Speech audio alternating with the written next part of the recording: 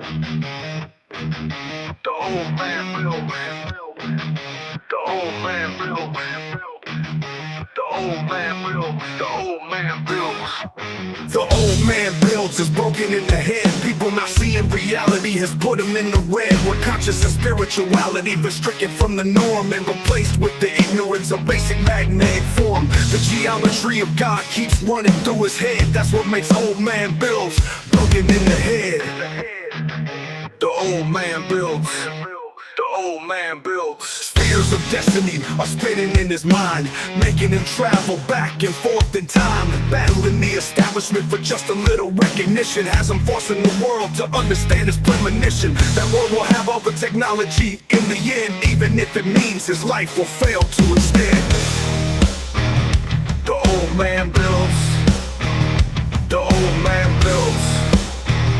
The old man builds. The old man builds. Hello, everybody, and welcome. My name is Nathan, otherwise known as Old Man Bills. Guys, this is going to be a good week, man. I just got done talking with Sean and Joe this morning, and Sean had finished his paper on the RAV, and it's out right now. It's epic. So, reading over some of the stuff in there, man, way better than we thought. I just got to tell you, man, it's one of the first cases we've seen of transmutation anywhere. It's so awesome. Um, just describe it a little bit. He makes all different kind of ravs in there, man, and he's getting crystalline stuff. We normally see it as the snowflakes, but this is a bit different. In the stone itself, he's got crystal. It's transformed it into crystal. And it's absolutely out of sight, man. It's out of this world what he did. Man, I'm so excited about that. He's got a lot of different ways he does this, man, and he can basically start it on a dime. I mean, he does it on a little tiny little piece of wire that you'd never think possible. So all that's coming up. Hopefully, if Sean's health holds out, he wanted to be here Friday with Joe and I. So we'll see if that's possible. If it is, man, it's going to be an epic show. Also, we have a contest going on today. Paul's putting it out in the chat here. We're going to have somebody out there in the audience or in the chat, man. Pick out a number, man. And if your number matches the one that Paul put in the envelope here next to me, you're going to be able to pick the show. We'll announce this a little bit later on as well, so that we can get a lot of people in here to see it. But we're going to be doing that. That's going to be awesome. And depending on if Sean's available on Friday or not, we might do it this Friday, or we might have to postpone it till the next Friday. But either one. And a lot of other cool stuff going on. Guys, if you watch my other channel, you see me converting stuff over to AC from the Tesla coil. And we're doing a little bit of an Edwin Gray over there. And I probably need to put it out better. What I actually learned is something very simple in conversion of energy. And if you put your Tesla coil into a magnetic field, and it has a bunch of wire wrapped around it. You just need a core, you put a bunch of wire around it, and then you get it to the other side of it, and you put less windings on it. It'll obviously change the frequency. We should know that pretty easily. But not with Tesla coils. You don't see it very often with super high frequencies going down to low frequencies and getting to usable voltage. And in doing that, man, we're doing the AC out of it. And there's something interesting that comes up in that. And it's an Edwin Gray fact. When he goes over and puts the energy to his motor, where's the conversion? So I just want you to think about this. If all the conversion took was you had to take a core, either iron ferrite or soft iron, something like that, and you just had to wrap wire around it, and then it converts it and takes it from a high frequency low amperage state, and it brings it over to a AC voltage, right? And you get volts and amps out of it. And that's all it took Well, where's the conversion happening? Well, you can make the conversion happen directly in the motor. There's no reason why you couldn't. It's a simple, once it hits the saturation rate, then that motor's active. So how else is he doing it? So what he's doing is he's putting a spark gap on both sides. What is a spark gap doing? It's amplifying the amount of energy that goes through it. And we generally see that in voltage and stuff like that. But it also happens in amperage. Mike over on the Faraday Research Channel has the same result coming from his device where he gets more amperage out of it. Now we have something special. Now, there's another part to this device that is not really well known. If you go onto my channel and you look around and you find my Tesla coil inside of a Tesla coil to make AC, you'll understand something very, very awesome in there. That you can get what seems like a high voltage multiplier to an AC flyback out of the effect. You start out, it comes in normal voltage coming out of basically a DC flyback, and it's real soft and easy, for what a spark gap is, I guess. And then it turns into an AC voltage, which hammers home a ton of voltage. And Edwin Gray had that in there as well. So think about that. We've been doing this where we can convert it right there. That's the Edwin Gray tube in itself. It's like a coil inside of a coil, and it basically is two fields converted by a Tesla coil field that makes it amplify like a voltage multiplier. It goes into a spark gap, hits it with a ton of energy, okay? And goes straight to the motor itself, which has to be an AC motor, and it converts it. Think about that. That's simple. That's something that we've all done. That's Edwin Gray. So I just want to throw that out there. That's where it's going to go in that whole process over there on the other channel. And I know some of you have watched it. I've gotten the messages, and I thank you for that. Trying to get that other channel up and going. There's just a lot of cool things go out there. In what we're doing with the RAV, we're trying to right now get it to go in open air. So I think one of the last steps of this thing is to literally make it ball lightning. And I know a lot of people don't understand this or confuse it in the wrong way, or they read physics in the wrong way, or they don't understand the way things are put together. When they talk about a plasmoid, they shove the anode right down through to the cathode, man. And it comes up, because it's in a chamber, it comes up around it like this. It comes up around the anode. And it causes a problem in how it's done. And it doesn't let itself organize. It pressurizes it to organize, and they're trying to make this donut shape, which is unnatural to physics, and you shouldn't do it. Okay? But they're doing it, and they think that this is going to be, the thing for ball lightning. It's just not. And we should have known this by now, but apparently people don't. We built the RAV, and it's going to prove out to be ball lightning. And I'll tell you why. It's the space in between. It's the anode cathode effect, the space in between. It just basically needs a curl. So if you know anything about scalar and how scalar works, and it's a magnetic field that goes out there, and it has to do with temperature differentials and entropy. Once you get out there in the open air, you're now dealing with gas. You're not in plasma, you're in gas. Why would that make a huge difference? Well, because gas is everywhere. Gas is everywhere, but when you get high voltage potential going from a high voltage potential source down to a magnetic source, and then you hit a scalar field, you get curl. When you get the curl itself, what does it do? It organizes the gas into a zoned field. It will literally zone out in basic frequency in a spherical shape, not a donut. Okay. I don't know who wrote the donut thing, but they were wrong when they wrote it. I read Faraday, and it was wrong when it was written. I can tell you that right now. It's the wrong shape. They misunderstood what was going on here. So I should say Maxwell got the equation wrong. Faraday got it right.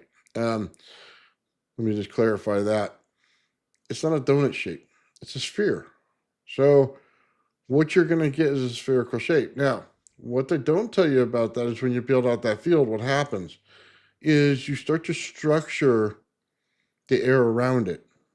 Now, this becomes very critical in how we understand things. You're basically building out not plasma, but you're building out gas in a structure that holds in static electricity. It also has a sheath zone and it has an impulse to it.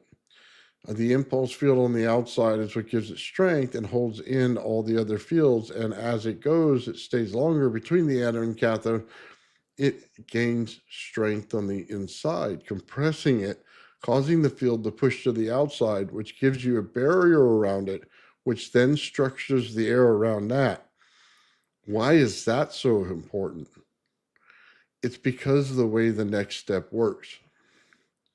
When you structure air, you can structure the area where the lightning is going to strike before it does. Now, think about that. If you pick a direction you want to go and you get the voltage to go in that direction, okay, what's going to happen? You're going to structure that field first on the outside in the air. Then the voltage is going to travel through it. But what happens if you're in rotation on the outside along with the rotation of the gases themselves? Think about that. You have a gaseous core, it's set and put in the field on the outside of your craft, but then you rotate your craft. What happens? You take that structure that it built in the air and it structures a vortex. A vortex will push through the air till it opens on the other side where it loses the energy to hold the tightness of the vortex. Then you're able to travel through it. When you understand that, you understand the field bubble that I put around my UAP. Okay? That's how it works. We're structuring the air around it based on the energy that we put into it and the different layers of gases that we use, because gases are a very strong gravitational field. Now we structure the air where we can go through it just like the energy does. What does it do? It removes most of the inertia. We don't have a Mach barrier, not like we do now. It's removing the inertia. It's structuring everything before we go through it.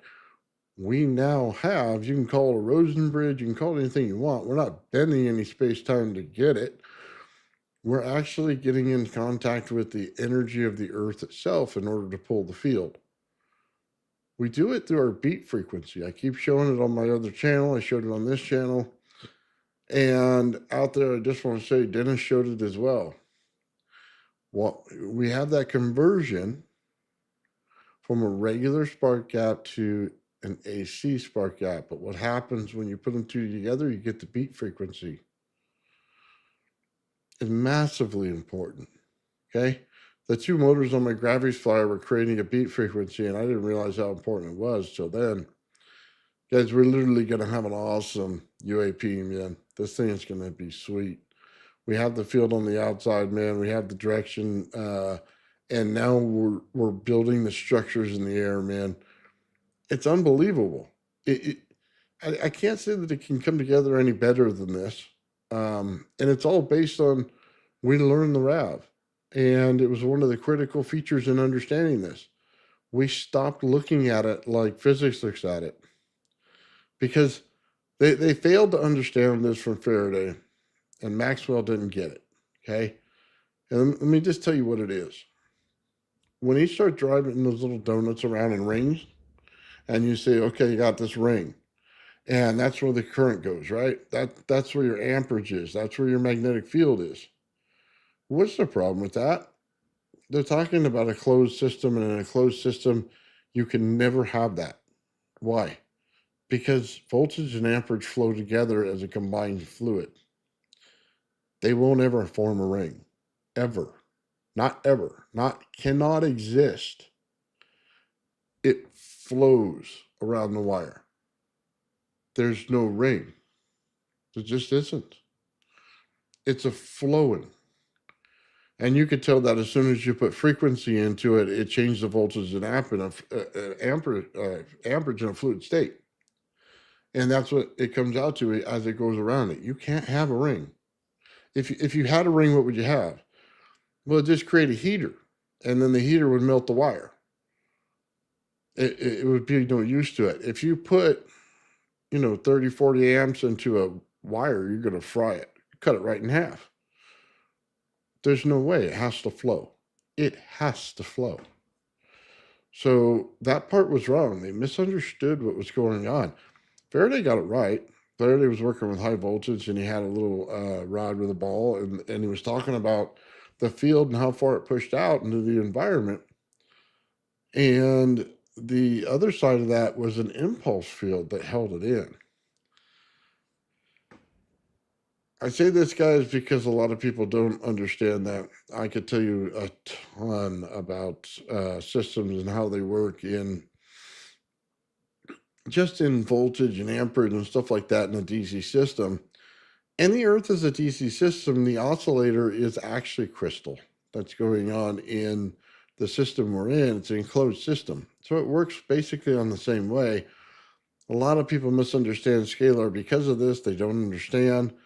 You get scalar based on the entropy in the system. As soon as you take um, Maxwell's equations and you add entropy to them, you'll start to understand what's going on here. Without that understanding, you would never come close to this.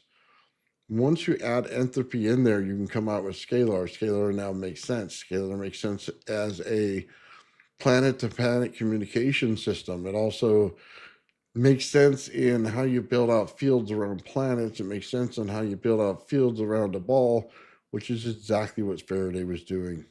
As soon as we built out the RAV, we already saw it was fairly simple. It all showed up. It all made itself very evident. It was incredible the way it did it. And it showed you, hey, they're always there. It's just the amplification that allows you to see them. And we saw that as well when we built out the field for the UAP. It actually builds out in structure that you can physically see. Let me tell you, once I saw it, I knew what it was. There's no getting around that. As soon as you see it, you knew what it was, and you knew what you did. You structured it. There's no getting around it. I can tell you this too, a lot of people don't understand this because they have the laws written down wrong for energy. And they say there's no frequency in DC. That's a pile of shit. Let me just tell you that right now. It's a set frequency, so it comes out as a PWM, and it doesn't modulate like most frequencies would. It's just set at 1. But let me just tell you, if you misunderstand this, you're going to get the whole DC system wrong. DC is a pulse, yes, but it's set to a certain frequency in that pulse. So when you go and you change the frequency in a DC system or add a sine wave to a DC system, it completely changes the DC system. Why? Because as soon as you put frequency into it, it changes your volts and amps, and it goes as a fluid pressure, okay, like water. Like water in a pipe, I should say water in a balloon around a pipe is the way it works. You could squeeze it, come between your fingers, all that, but it's still going to mean one equalized value throughout the entire thing, one set value system throughout the whole thing. That's why it's a DC. It's a pulse. It's one value system throughout the whole thing, but you can change the voltage and the amperage in that system based on the frequency. So knowing that changes a lot of things. People get things in their system where they don't understand why they're going wrong, and they'll get static in their system. They go, it's noisy. Well, because you added a value of something that you didn't realize you did. You add a diode in the system, it changes the frequency. You add a capacitor in the system, it changes the frequency. When you change, or you put a resistor in there, it changes the frequency. Why? Because all three of those things regulate the amperage. And every time you change the amperage, you're changing the frequency in there. So you're setting that rate of frequency that it starts at, and you're changing it all the time. So you get static in your system. How do you fix a system like that? Well, you start putting in values that actually meet the right criteria. So let me just go back a minute so you understand this. If I just took some aluminum and some plastic, I can make a high voltage capacitor, I can make a diode, and then I can make a resistor out of it. Think about that. Now, how do I do it? Well, a DC flyback told you the answer already. You have a magnetic field in the center. You start wrapping it with plastic and aluminum. It'll make a one-way diode. Why? Because the aluminum layers cannot build up enough magnetic field in order to push back on it. So it's only going in one direction, okay? A resistor is simply the current that's limited. So it goes in a duty cycle. So it takes a while to build up the magnetic field. So if I put several layers of aluminum foil for each layer, it'll take a while to get them saturated, and then it'll move on the energy from there. That's simply a resistor, okay? So we got a diode or resistor, and we know that if we take aluminum foil and put it with plastic, we can make a high voltage, okay? We do that in our taser modules, okay? But it also does it in the DC flyback, as it does many layers of it. It brings up the voltage and it brings down the amperage based on the magnetic field and the current. All three are the same thing, guys. You can build them all with the same parts. You're regulating current. You're regulating the amount of amperage that flows through any system. So why would it matter? Because that set field, the PWM, is based on one frequency that goes across and goes on and off. But what happens when you start modulating the frequency? Then you start changing your voltage and amperage. That's why it's working. That's why you get noisy systems. That's why your system isn't working properly. That's why your oscilloscope charts all over the damn place when you start looking at when you put a lot of components in. That's why things get hotter. That's why things run slower. But it's no different than working in high voltage in the atmosphere. I know a lot of people may say, oh, no, it's a lot different. No, it's all the same thing. We built the same energy. We didn't change that. We changed on how we put it together. So when we did a field out in open air and you take gas and you structure it in a field, that's what you're doing, the same thing. You're creating capacitance, inductance, all of it, all in one, and you do it in layers. And it builds out the same way. You do a magnetic layer in the center along with eddy current, and then it goes out to a static layer, which then it builds a sheath layer, which has to have some sort of impulse on the outside in order to hold it in to be stronger. It can be pulsed, but it'll leak like a sieve.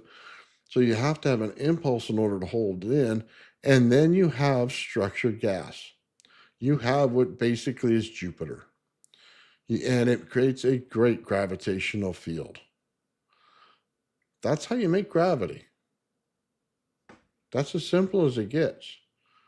You have to structure plasma, gas, sometimes multiple fields, okay? Sometimes the inner field's all plasma and the outer field's gas. But that's okay because it's based on how far your scalar pushes out. Your scalar is what controls it. You say, well, you're just using scalar wrong. You're using scalar wrong. I know a lot of people say that. Do you even understand what they're trying to tell you when they say a scalar field? It's the same thing as two Tesla coils with a ball on the top. Why do you need a ball on top? Because it has to be spherical. That's why. It has to be spherical. It's not a donut shaped. It's sphere. Why? Because it radiates in 360 degrees and it starts from an inner core that's compressed. And as soon as you compress any kind of inner core, what happens? It pushes to the outside and then creates these fields that go around 360 degrees, man, on each layer. And each layer structures a different part. And each one of them has a temperature zone. That's why you need enthalpy in there. Each one has a different frequency, okay? And each one has a different voltage potential inside that environment. And in the area that we're in, that we live in, doesn't have a high voltage potential. yet you tap into it all the time without realizing it. Scrape thing against concrete creates sparks, right? You go over, get your socks, and go down the hallway. You can create voltage. Okay. All of this stuff is all related. It's how much of each part of each field is in there. There's radiation in everything, guys. I don't know if you really understand that as well. It doesn't matter if it's in low voltage atmosphere or in space, you still have radiation. All of it is still part of your energy field. So if you said, okay, I know we have the B field and we have the E field, okay, but did you know there's an entropy field and there's also a radiation field, and you must compensate for all those at all times? I don't think people really understand that. They're always present. They're always there. They may be in a very minute amount when you're in a low voltage DC system. But as soon as you get that thing to go above 900 volts and it starts to get in the air, what happens? The radiation portion starts to take more of it. Entropy plays a bigger role in what you're doing. Okay, when you get up to super high voltages, okay, planetary level voltages, entropy's definitely taking a bigger amount of it, and radiation's taking a ton of it when it comes out to space. You have to know that they're there in the beginning because they start showing up as anomalies in the very beginning. If I wanted to change your system, I can do it with heat alone. I'd take your DC system, create some kind of heat in it, and I'll change your voltage and amperage. And you go, well, that's not possible. Heat's not a factor in there. That's because I know there's entropy in there, and I knew it from day one. Okay? I compensate for it. Other people don't even know it's there. When you do that, then you start to build out voltages and amperage and things much better. It gives you the ability in your equation to write anti-gravity equations. Okay? Without it, you have no anti-gravity equation because you don't have the math for it. You're over there adding in certain things that have no place in the world to be there. Okay? Because you're trying to find this thing, you're trying to compensate for something. And the truth is, man, it's always there. So let me just tell you this, guys. All the stuff is out here, and it's ready for us to take hold of it. That's why I'm excited when Sean puts out this thing, because now we can start talking about the fields. We can start putting it out. We'll be publishing some equations about it so that everybody has new math to work with. But it's proven math. It's proven in systems that we built already. We've already built the AC to DC, the DC conversions. We did the AC conversions. We've done Tesla coil conversions, high voltage potential conversions. And then we looked at every single thing in the system and looked at why. What's in there that you're not accounting for that causes an anomaly in the system? The question most people don't ask because they don't do both sides of it. That's what we asked. Now we're able to come up with it.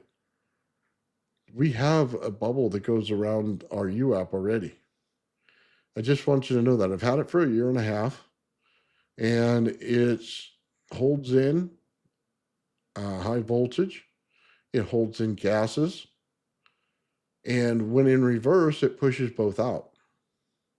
So just understand this. I've already had it. It's already there. I've already built it. I've had it for a year and a half. I've had time to work on it and figure out why it works and what the potential of it is. I can tell you right now, it is the very start for making gravity itself. It's why a lot of projects, man, that I look at and I try to take on have the same factors involved in it. We have to compress certain things in order to make it work. Because as soon as it structured the air on the outside and you could see the field, you knew that you, how do I say this? You separated yourself from gravity by creating your own gravitational field that allowed you to flow through the structured air around it. And it gives rise to the understanding of why a UFO can travel through the air just as well as it can travel through the water because it structures everything by itself. Man, Darren, thank you very much, brother. 501 Bills memberships, dude, that's totally awesome, brother, man. Thank you for that. Guys, we're on the precipice of finally getting this done. Okay. I have been working on this thing for over 2 years. Okay. I finally got to the point where we can start to see things where we can show them to everybody. We've gotten there, man, by being able to structure things. One of the crazier things is once you build the field, things start to blur around it. Think about that. Things start to blur around it. When you come near it, it has radiation that comes from it. When you go near a vehicle, and let me just tell you this right now. Darren can attest to this. He put my Tesla coil in a vehicle, man, and let it run. It will shut down everything in your vehicle, make it go haywire. Once you turn it back on, and it'll immediately do the same things a UFO does to a lot of electronics in a car, and has been said to do it for years. It goes in and it'll shut them all down. And as soon as you leave and turn the thing off, it'll go back to normal. It'll go into your computer and start doing passcodes in there and start changing what page you're on. All those things right there are all coming from when you reverse the field on this. It's the same thing as a UFO. We've taken everything in the description and put it into our system, and we figured out how to make it because we understood how to structure the system. We understood how to use all the electronics that go with it. Guys, I don't know if anybody realizes this. I pretty much almost mastered Tesla coils to the point where we can turn on things around the room without a problem. We can start doing frequencies everywhere, man. We can create very low beat frequencies if we want to. We can start getting into Tesla's earthquake machine soon based on that. I mean, we can sit there and pull energy from the atmosphere and put it into the water and the ground and make the whole thing energy everywhere. We have no problems whatsoever because it all fell in line. All of it. And it has to do with, did you understand what you were working with in the beginning? That was a Flight 370 video that Ashton talks about. It's structured gas. It's plasmoids. It's structured gas. And as soon as you get three of them going around the circle, what are you doing? You're structuring the air around it. As soon as you structure the air around it, you can make the vortex. As soon as you make the vortex, you can go through the vortex to another side of the vortex where the energy goes through automatically. It restructures the vortex on the other side. When it loses energy, it's not collapsing when it loses energy. It opens the other side of the vortex. Why? Because it acts like your hand in a pool of water. You stick your hand in the pool of water and push it through to the other side. It creates a vortex between the two. It's the same concept. It has to do with, can you make a ball lightning? Do you understand plasmoids properly? There's a lot of people out there that think they do. They don't. I can tell you that right now. You need a magnetic curl in order to go in open air. You have to be able to create this thing and get that magnetic curl to turn it. Why? Because basically a RAV works on this, and it's the same thing as a plasmoid, okay? When you put the energy in, it goes down, okay? And it acts like a DC voltage, okay? It comes out real purple, and then it makes a cavernous structure. As soon as it makes a cavernous structure in any material, it's the sound and frequency that comes out of it in the cavern that's going to flip it, okay? So you can make the structure, it makes it immediately, it converts that stuff and transmutates it already to a carbon form, then it flips it back onto itself. Once it flips it back onto itself, then it's self-structured. That's it. But how can you do that in open air? Well, you have to have some kind of a magnetic field. You need to have that zoning for that curl. That's what it takes. Now, you could do it in open air with a magnetic field. Why? Because you're always creating sound when you're creating rotation. It'll work the same way. You don't necessarily need the carbon zone at that point. You could do it with water. it'll curl around water as well. As soon as you get to rainy season, this is when these things start coming out. Why? Because you're curling it with water. Very simple concepts, very easy to understand if you get in the right direction first. If you fill your head full of nonsense, you'll never get there. I'll just tell you that right now. There's a lot of people that got a lot of stuff out there from a lot of people. They're trying to put it together. You cannot take something that's pressurized in a plasma fusion reactor and apply it to open air. It doesn't work. It will never work. I'll just say it to you that way. The physics of it are just different. You need something different. You need structured gas. You won't need structured plasma. Anyway, just some differences and stuff like that. It has to be contained. Well, that's the whole point. It contains itself. This is what people aren't understanding. You say, oh man, I need all these magnets to contain it. I mean to make this donut shape to contain it. No, you don't. Your resonance is your containment. Think about it this way. When we build out the route, there's no magnetic containment. It is self-structured based on the resonance, which is based on the scalar field of each level. It is held in by itself because of the sheath zone that it creates. You got to understand that. It's holding in itself. This is why people don't understand resonance properly. They see it as some kind of spooky at distance. It's not. It's the structure of nature. Because resonance gives you scalar fields that build out at distance, it becomes structure. Once you have structure, the ideal form in nature is a sphere. It's not a donut. Donuts are worthless trash compared to spheres. And I hate to say that, but they built it out wrong in the beginning. Faraday built that out of a sphere. Okay. Maxwell wrote it as a donut. Okay. He screwed it up. Now we got this screwed up thought where everybody thinks everything needs to be in a toroid shape. Well, it doesn't. It's the wrong understanding of it. Even when you build the Rodin coil, you should be able to see this. The voltage flows around it. It doesn't float as donuts like this. There's no rings. There's just no rings. Why? Because energy flows. It doesn't go rings. It's a complete misunderstanding of how things actually work. It's a sphere. Okay? We have to start to understand that. Once you do, man, then you can understand this stuff a lot better. We're going to be able to get through a lot of stuff. Guys have been doing this a long time, and it all comes back to the same thing. When you go to build out your systems in a lab, you can use lasers, okay? And it'll probably work just fine because out of an anode cathode effect, you're basically shooting a laser down. It's what's going on. So it would work. It just has to do with the different frequencies and stuff. It's it's not exactly what you think it is. Let me just put it that way. Lasers aren't going to give you all the answers to everything because certain things lie to you. And it has to do with the fields around the earth, right? And different colors and the color spectrum. Did you know that the color spectrum basically works on different frequencies?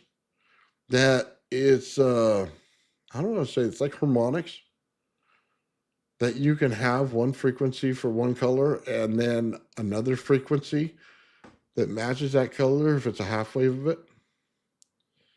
I don't know if people really realize that. So when they start measuring things based on the actual speed of light, I hope that's a misunderstanding, but I don't think it is. And what happens is sometimes you can get a super high frequency to go for one color and a super low frequency to make the same exact color. I don't know that a lot of people know that. They call them waves and stuff like that, but they're not understanding frequency properly because they don't understand harmonics properly because they're not adding them into their system. But that's exactly what it does. So why would different structures of different shapes? Because they're different harmonics. You're dealing with different harmonics, which make different things. It's like a lock. It goes back and forth, man. That's your lock. So you can change different things based on that. You may do it in hertz. I can do it in kilohertz and make the same color. It all has to do with the harmonics. So just understand that when we get down to beat frequencies, that's when you start to get scary things happening. I don't know if anybody noticed this or not, or anybody's done it. You get down to super low beat frequencies, you get into the earthquake machine, and you start resonating things that you don't really realize you're resonating. And people say, "Oh, no, no, no, Nathan, you got it wrong. That's the resonance frequency." No, I'm not. I don't have it wrong.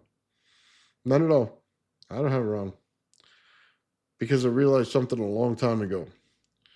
As soon as you have a beat frequency, which can be created by water hammer, steam hammer, you can create it with piezo discs. Okay, it's an amplification to the frequency itself, which creates the amplitude in the frequency, which means how much energy is going in there from outside sources.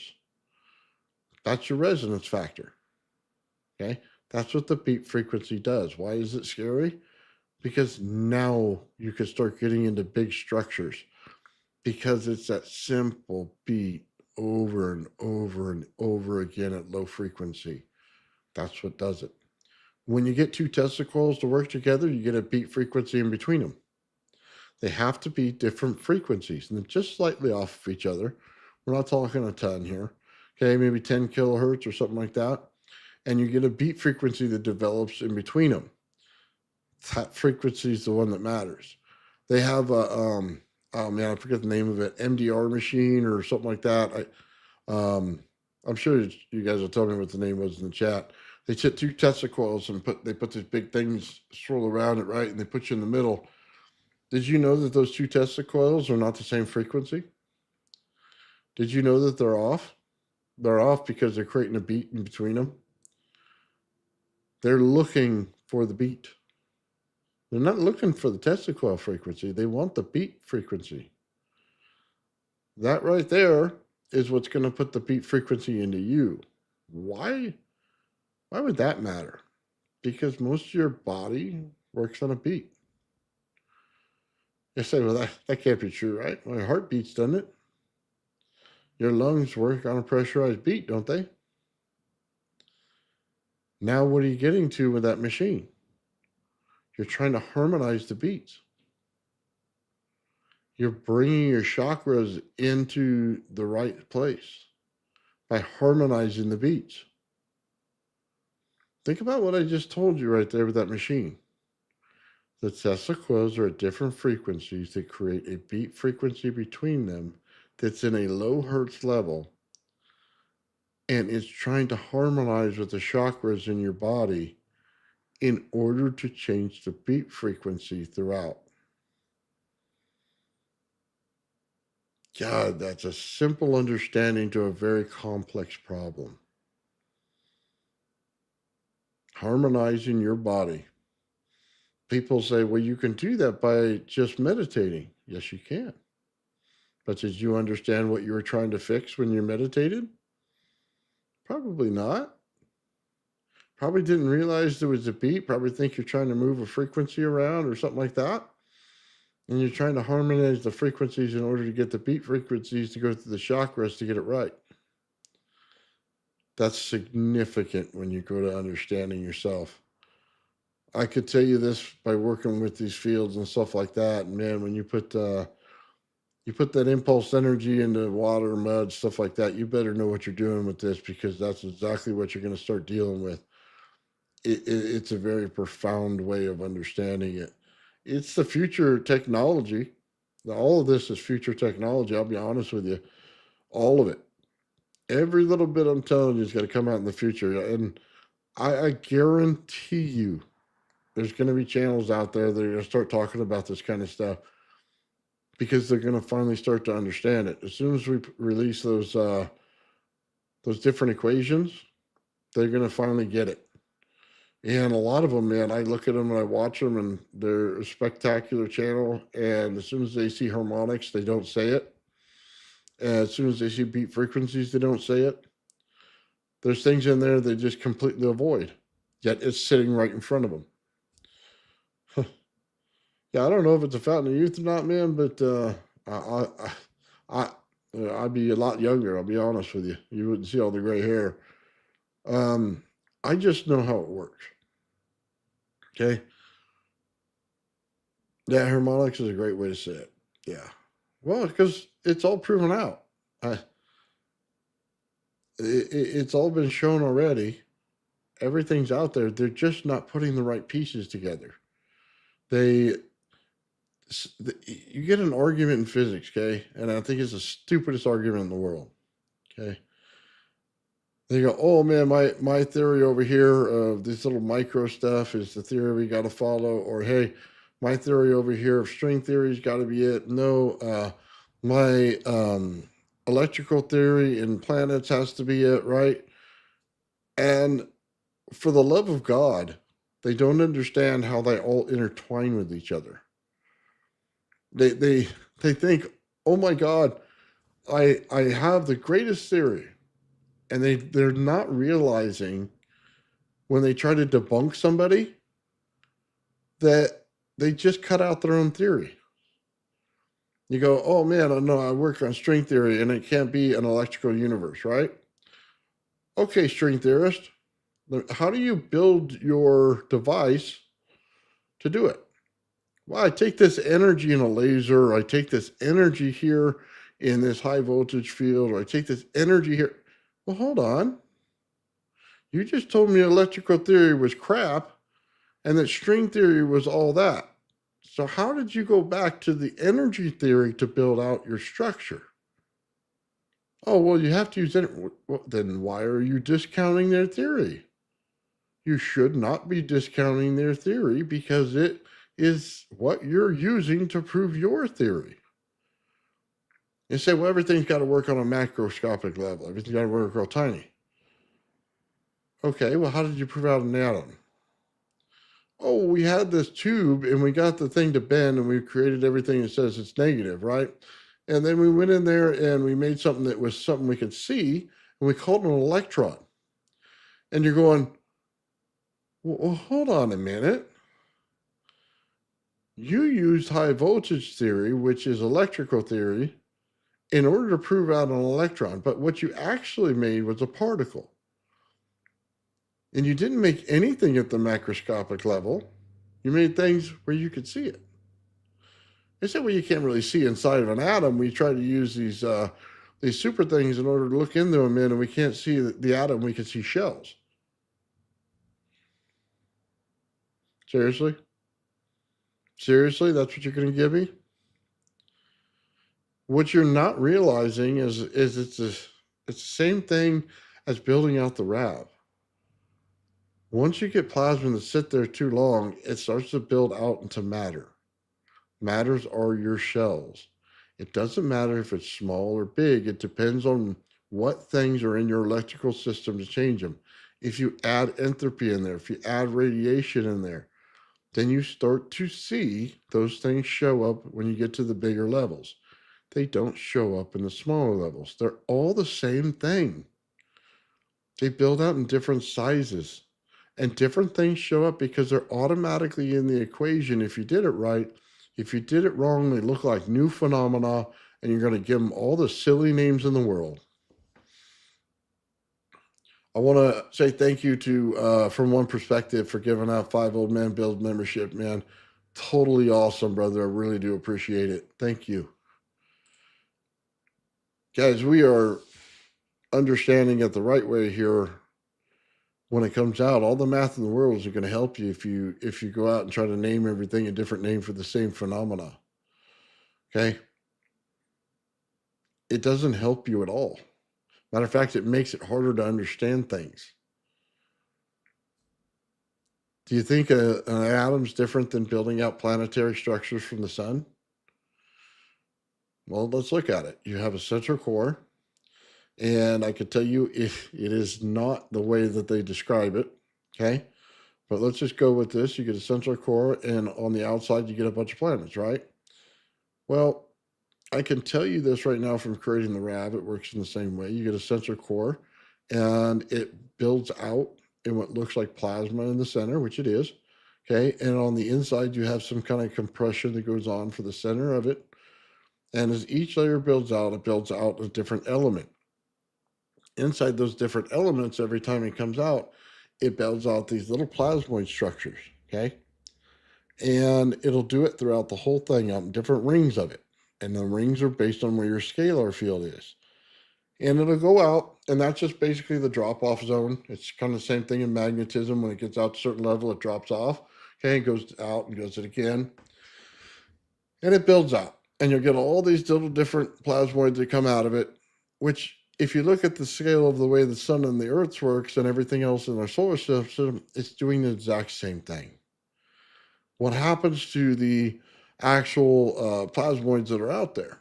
They develop other plasmoids over time automatically out of the plasma itself.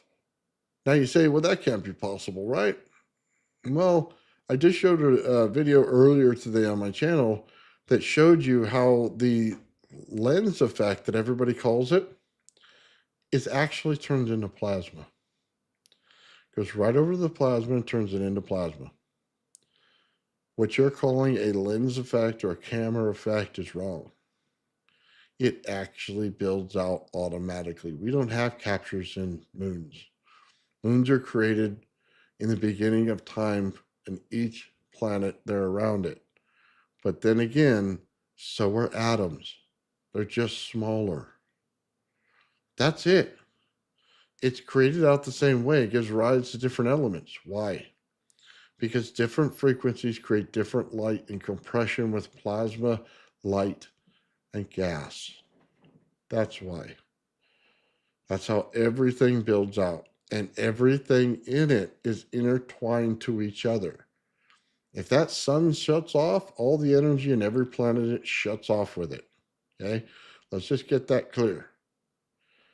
The sun is created basically out of another universe, which gives the energy to it. It's all entangled from the source, which is the center of the cosmos. Once that light goes out, buddy, everything in the entire cosmos goes out. It's all entangled and has been from the beginning. And it all has to do with resonance and beat frequencies throughout. They call them different things, man, but it isn't. It's the same thing building out again and again and again.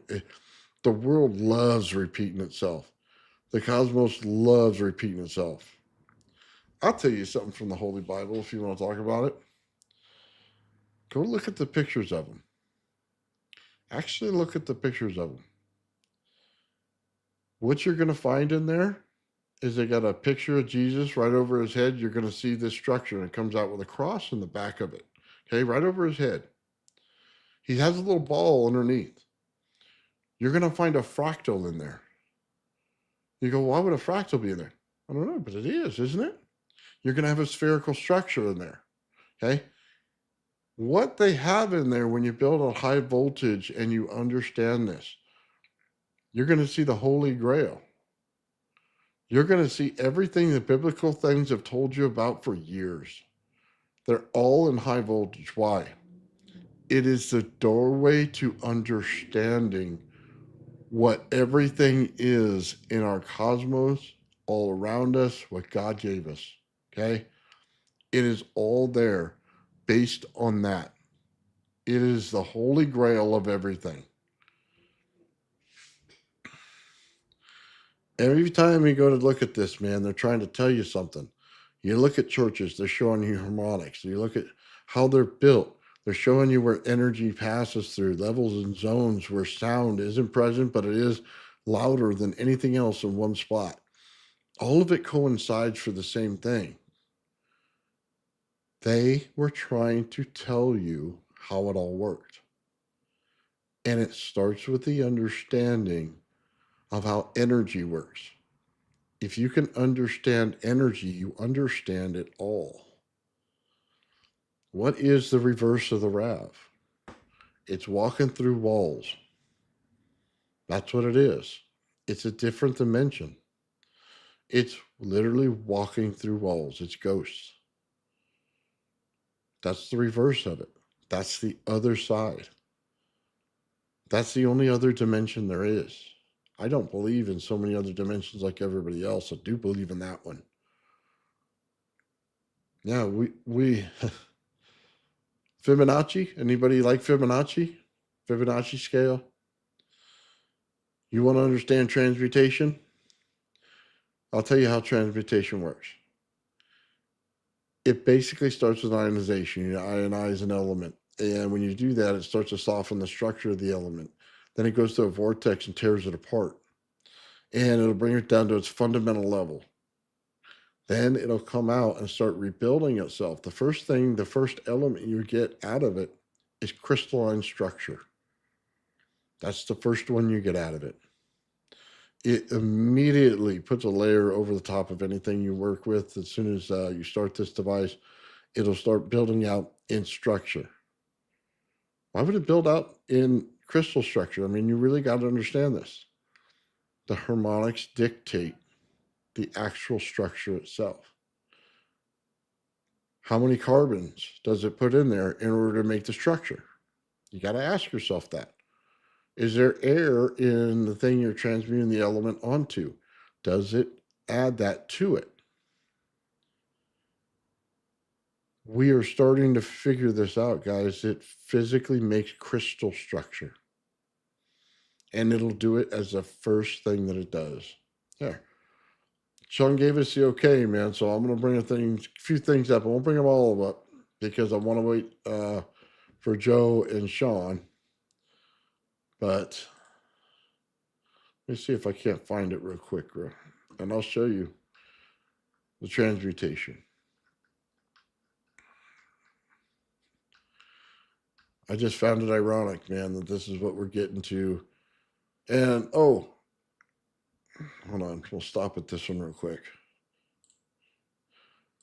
This right here, 3i Atlas. Why is it different than everybody thinks it is? There we go. This is a screenshot from Sean. He's going over there and reading what's going on in the RAV itself. And what he was telling us was as soon as it built out, what was the leaky side of each one of them?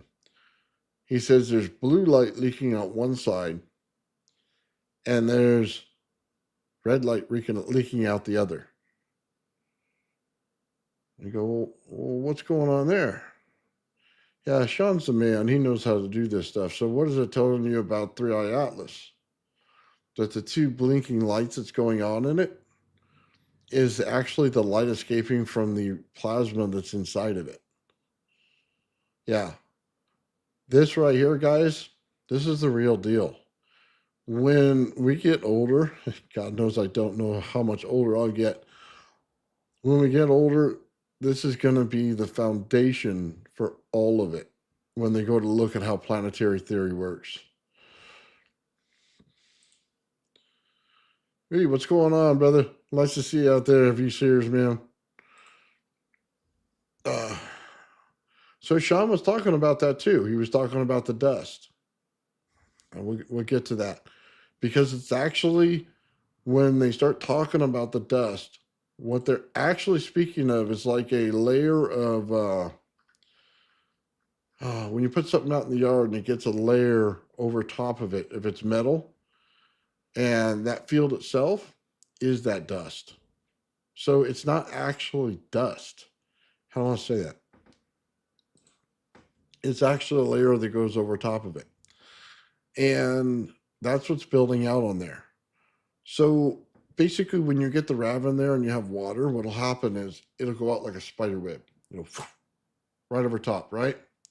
And they say, okay, if we don't build the crystalline form, what happens? We get a lot of that goes throughout everywhere, right? And it'll go throughout the room when you get into these big machines that make these things, okay? That's what's going on. You'll immediately build it out, okay? And it comes out just over the top of it. It's like a spider web. That's their dust they're talking about, okay? And we've seen it in high voltage drilling machines, okay? But it's the same thing that you get on aluminum. And I want to say it's a weathering effect. It's like water that's been sitting on there in the weather. And then you pick up the piece of aluminum and it's like a film that sits over top. Well, that's exactly what you're looking at there. Okay. So now let's take a look at this. So Sean uses lava rock in order to do this. That right there, guys, is him building out the transmutation in the lava rock.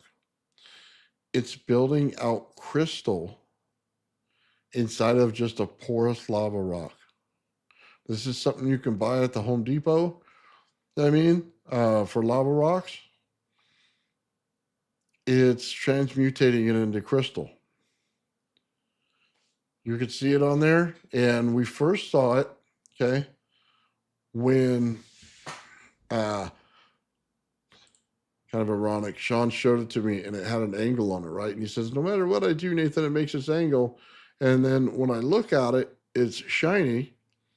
And when I put light on it, when there's no light, there's nothing. I go, well, you made a crystal. And he goes, that's not possible. And then we look at it again, and that's exactly what he's making. He's building crystal inside of it. He has a spectrometer. He's able to see everything in it. Yeah, yeah, you're right, man. Dead Fish Cheese Spread has it right, man. It is crystal time. We're transmutating elements now. There's no question about it. I mean, that doesn't look like any lava rock I've ever seen. What we don't realize in some of this stuff is you do see it. So when you get over to anywhere where a volcano is and stuff, and you get some of these rocks that are around it, you'll get a cavernous structure on the inside, and it builds out crystal on the inside. Well, what is that? That's the same thing Joe was talking about when he had his crystal and it had to burrow into the center of it in order to show all the light. It's the same process that's going on. It took a cavernous structure that actually had a resonance value in it, and it allows the plasmoid to form inside there that creates this. We talked about it with swords and how to get the gaseous structure in order to get how a rab to form on the inside in order to structure the steel differently. We have all of it, guys. We have transmutation. And we have it all through the same thing. Now, what we also noticed in this thing is the rock would move. When you start adding amperage to it, and a higher amperage, the rock would move. That's propulsion. Okay? They have things out there, man, that don't work for nothing, like ion wind. And it was stronger than the ion wind in a lot of things I've seen. That's propulsion. And I'll tell you this, Bob Greene would put it out there very simply. If you change the way the anode and cathode go into something, you can create the propulsion coming out the back. Well, what's the best driver of that propulsion? The RAV itself. It's self-organized. But when you build two, why is it stronger? 1, 2, 1, 2, 1, 2, AC effect, beat frequency. Beat frequency, we're amplifying each one each time we go. It's stronger, it's stronger, it's stronger, it's brighter, it's brighter, it's brighter. It's the perfect source for a power source for any kind of craft. It's a fusion core. Think about that. Self-organized plasma as a fusion core in order to create energy coming out the back based on plasma. Now we have it. It's not anything out of the ordinary. It all falls in line with physics. You know, Joe keeps telling me none of this stuff is any different than what's in line with physics. And I say, well, it actually defines physics. And I'll say it this way. You get everything that's hypothetical in physics. This is a built machine that defines it. It makes your math shine because it gave you the ability to see every single part of it that your math predicted. Now your math defines what's going on instead of guessing what's going on. I think this RAV will define physics for a long time. It'll define gravity fields. It'll define anti-gravity. It will actually define the universe. It'll define transmutation. It'll do all those things. It is the Holy Grail. It'll show you in light what they were talking about in the Bible. Yeah. I think, guys, we really hit it on the head. And one thing that I wanted to make sure we did when we do this is Joe usually handles all the interpretation of lights and everything like that. We work on theory together, okay? And he's amazing at it. Sean does a lot of experimentation on this stuff. I put a lot of the pieces together on how things work and function together. And then, if Robert does it, man, I'd like him to do the math on it. And, you know what I mean? Finalize some of the pieces that we're working on. And then we will basically just publish it for you guys. And that's it. The whole thing's been written down from stage 1 to stage 100 on how it works, on how to build each part of it. That's already done. Okay. And we have all the understanding of what's going on. And we have quite a bit of math associated with it already. We just want to get everything ironed out. As soon as that's done, man, you guys will have it for free. Let me just say this so you guys understand it. This is not a patent and hide it. This is, we put it out there already on a lot of it. Archive.org already has Sean's RAV stuff. 60 pages of material already on it. It's a lot of understanding Joe and I came up with, and Sean put it down there and everything. All of it's out there for free. Once we finalize the math formulas, they'll be out there for free. I will not hold it back. Okay? We will not hide behind an NDA. I will not hide behind any company, and we will not hide behind anything else. This is meant for the world. It is yours, and it's our pleasure from all of us who work on it to give it to you, so you now have it. This is going to go down as one of the most epic things that's ever been done, guys. And we didn't take any outside funding to do it. We're beholden to no one. We give it out freely. That's how important it is to us and how we looked at it. We could all be rich people, I guess, at the end of it, or we can be poor and the world can be rich in value, and we can all get somewhere together and, you know what I mean, do the things that we all love. Being in health with our planet, you know what I mean, be able to travel the stars, be able to, maybe even start colonies on other planets. I mean, that's what we all look for. That's all that we want. And if we have to help along the way to get there, man, then that's what we do. So I just want to throw that out there, guys, so you understand that there's nothing. I'm beholden to no one. We didn't take any money more than the donations that were given on the channel here. And I got to tell you, man, you guys have really been awesome about that and supporting me and my work and buying some of my Tesla coils and things like that. And, keeping, the doors open where we can do all the new projects and stuff like that and build this thing out. And, when it's all come and said and done, Sean is the main driver of all of it. He put his health and health issues aside in order to do this for everybody. And we can't thank him enough. So, I don't care if I get no credit, and I'm sure Joe feels the same way. As long as Sean gets the credit, man, we're all happy. What we're going to do is we're going to put together for all channels out there, if they want it, a little package for the RAV. And you'll be able to put on your channel, monetize it, do what you want with it. It'll have a watermark on it for Sean, and that's what he requested. And it'll be free to everybody. I'll make sure I put it on there in Creative Commons, Everybody could pick it up, put it on their channel, comment it, and do whatever they want with it. They could try to disprove it. They could try to build it. If you want to build it, you can always ask questions from any one of us. We'd be happy to answer them for you in helping everybody. But we want to make sure we do that so it gets out to as many channels as we possibly can. And we can allow everybody out there to do this. So, and I don't care, small channel, big channel, none of that matters to me.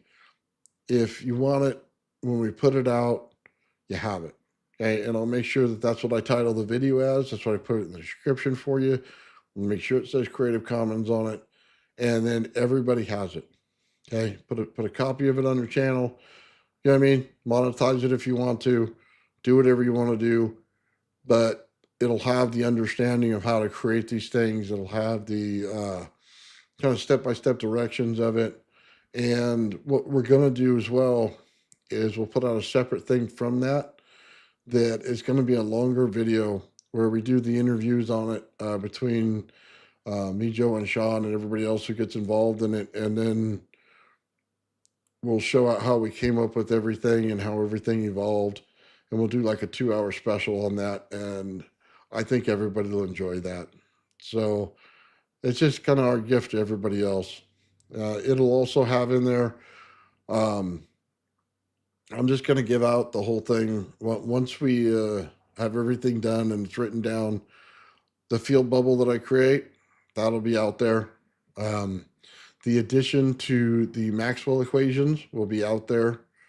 So you're going to be able to convert things.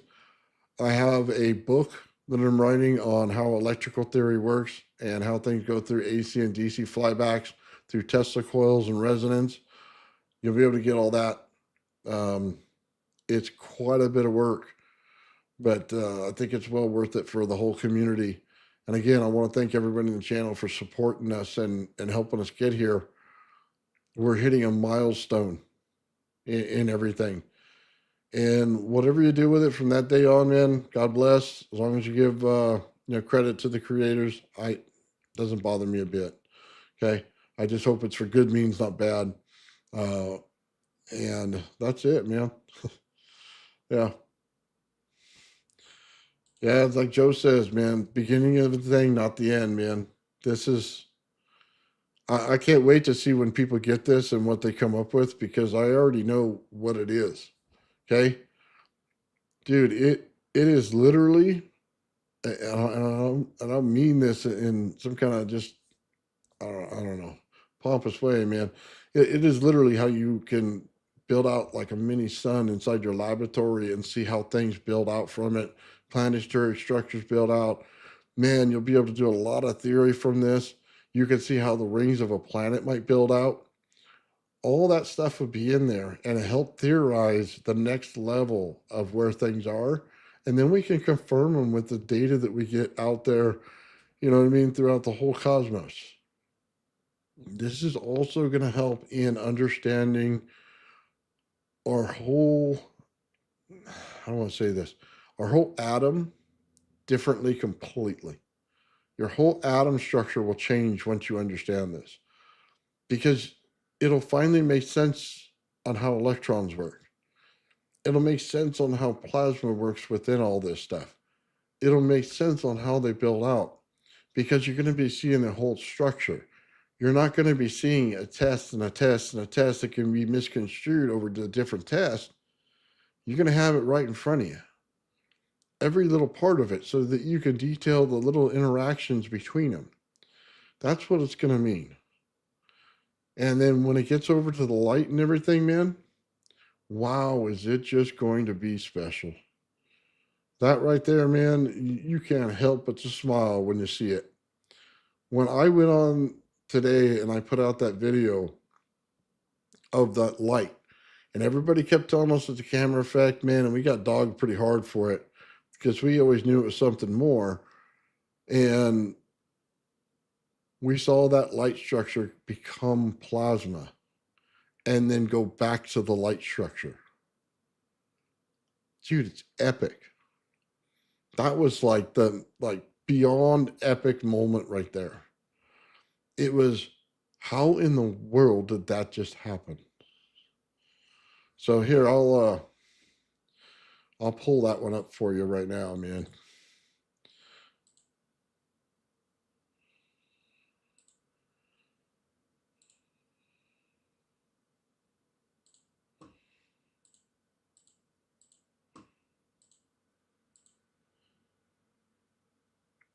So you can see it going. It's right there.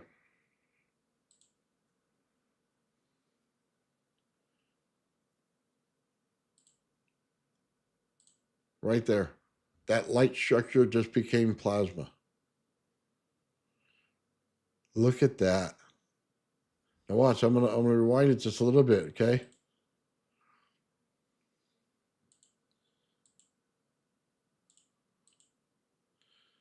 You could see how it's starting to build out as we go backwards.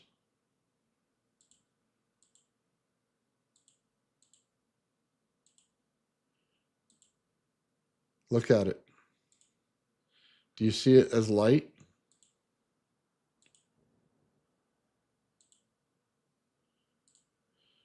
You can clearly see it.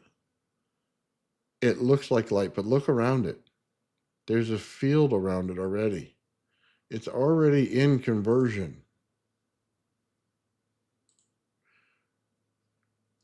As it goes closer, right before you see it combine, you can see the fields in it. You can see that it has a nucleus. It also has an outer field to it. That light just converted to plasma. It's not a lens effect. Lens effects don't become plasma. It joined with the main plasma, and now it'll separate back off. You could see the light behind it as well. When you look at it, you see that big plume behind it is light. It literally showed you everything you want to know.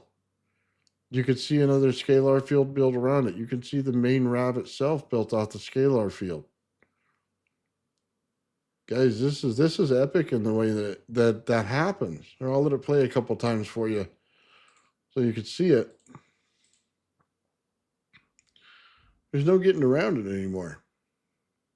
There are camera effects, but this isn't one of them. You can clearly see it goes from light to plasma. And we have other video of it as well, man, where it was pure light. And I could show that as well. It's pure green and all the different colors around it. Then boom, comes in. And there you go. So now we are having different effects go on. Light turns into plasma. And we have plasma transmutating into crystal. Light to plasma to crystal. We have done conversions on those three levels so far. We started with energy. We used energy and compressed it to go to light. We took light, compressed that to go to plasma. We took that and transmutated it to go to crystal. We have the full understanding of how things build out in nature now. As the structures change, as the RAV changes, it transmutates into different things. As you put two, it creates a beat frequency in it, which the Earth has. We could theorize from that alone that the Earth itself has a beat frequency between two RAVs, okay? It's just simply amazing the understanding that comes out of everything. Out of what seems so simple, seems like something that we've all seen before, is so great in an understanding, man. It's incredible. We're changing physics, guys. We're not changing it. We're just I should say we're just adding to it. Sorry, I misspoke. We're not changing it. We're adding to it. We're giving a fundamental basis for all of your equations. Not a fluke. It's multiple times, man. Done it multiple times. That's why we're showing it. So yeah, I put that out today, guys, for people to enjoy. Wanted to make sure everybody saw it and understood it. There's a lot more. So there's certain things that it likes to build out on, and we, as soon as you build out the Rav, man, we usually use the clay with the beginning one, right? Sean used the lava rock. Lava rock is completely awesome, and he says it has to do with the air in the lava rock itself that allows it to transmutate and come out into crystal form better, because some crystals are air. And we see that when we get to diamonds. This should help understand the diamond effect and how you get the energy inside of a diamond to always be there. This also, just so you understand, dead fish, this is going to go to how you got that picture of the crystal itself shooting off energy, because of what Joe was doing with the crystal and how it filled the entire crystal structure with light.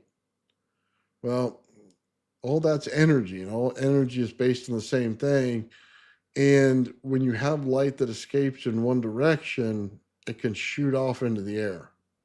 And we've seen that come out of the Rav. We've had two directions coming out, shooting out like this. Kind of like, what do they call them, a quasar or something like that? They shoot out like this, right? And we've had that in the Rav itself. We've seen that one plenty of times. So yeah, trust me, your day's coming, man. You got crystals and everything, and we're going to prove out a lot of these theories. We're also going to show, when you get to crystals, the oscillator effect and stuff like that. I've been working on circuits for oscillators with crystals. It's not an easy road to go down, man. And I could tell you they are the best oscillators.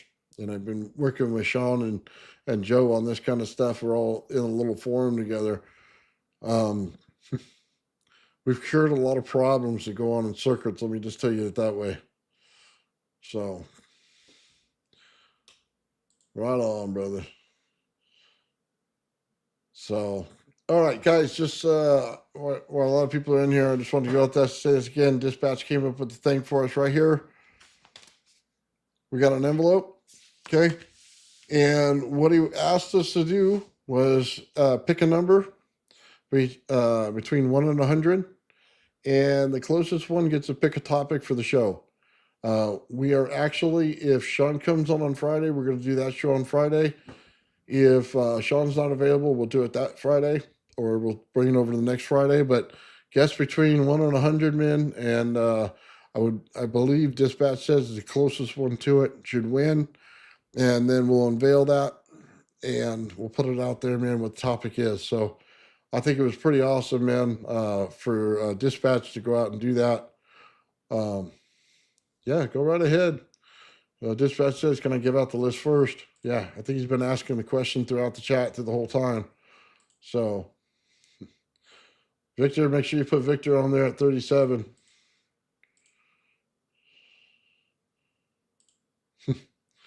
Right on, guys.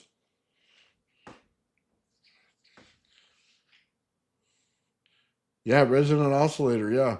So what I had a problem with, guys, I'll tell you right now, I couldn't get the Tesla coil to go over 20 megahertz.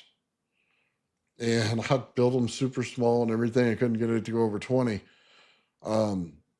We did, if you want to come over right now, Dispatch, do it. So what we actually get, sorry, is you have to use a crystal oscillator to do it. And you have to do it based on the how the resistor works in your Tesla coil. So we all know you put a resistor, a 47K ohm resistor in your Tesla coil, and it changes the amount of current that is allowed to come through. So if you take a potentiometer and put it in there, it changes the current level as well. And based on that, gives you the beat that goes in there. And the hard part is when you get to a certain spot, the beats only go so fast, okay? And no matter the size of the wire. So you have to change it, and you have to put a crystal oscillator in there in order to do it. The hardest thing is to get resonance with it. So that's what we're working on. And if I can get that thing to go over, say like 100 or 200 megahertz, man, then we should be good to go. All right. Let's see what we got here. Okay. I should have had a pencil with me so I can write this down.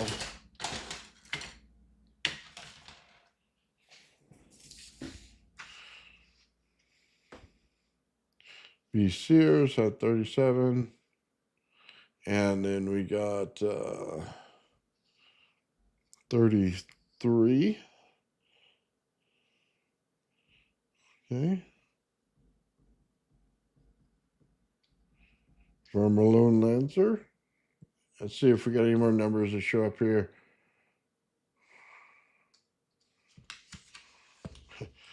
Yeah, dispatch come right on over. He's an awesome guy, guys. My neighbor's awesome. 1 second. Okay. So we had to guess from 1 to 100. Here we go. We ready? Let's see. Dead fish had 27. Okay, we have that on the list.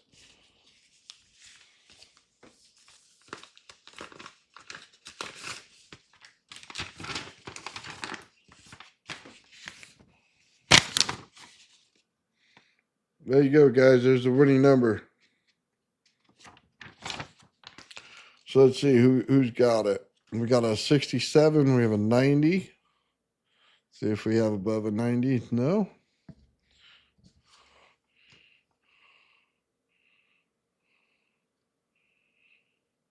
Okay, it just gave me the, it didn't say who it was from.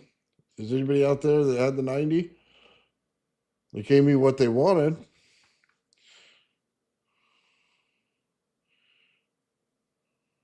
Let's see.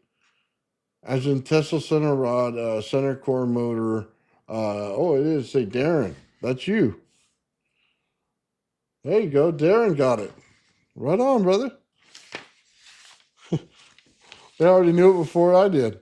Okay, so you want to see, let's see, as in Tesla center rod, center core motor. So you want a motor run off the center rod? Is that what I'm understanding?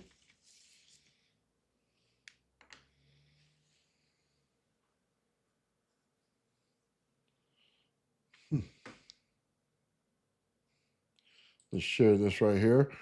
32678 is a color burst frequency for a TV, and it's watches. Right on, brother. He said, yep. You know, we were close. I don't know if people saw those videos, man. I was close to pulling off the conversion there.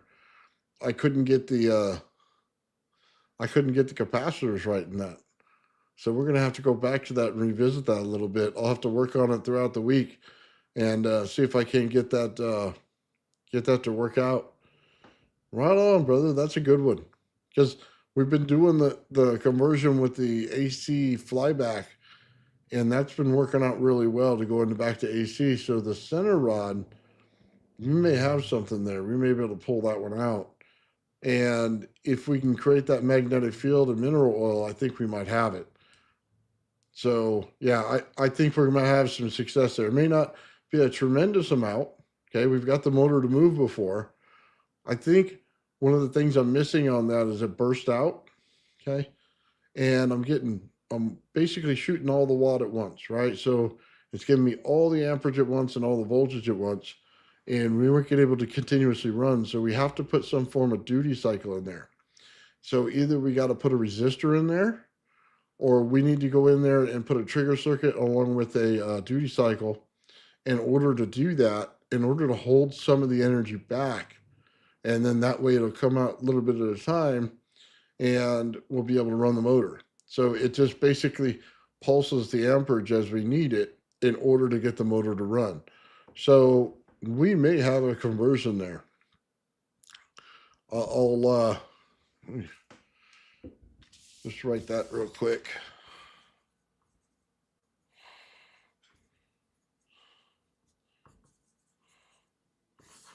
Right on.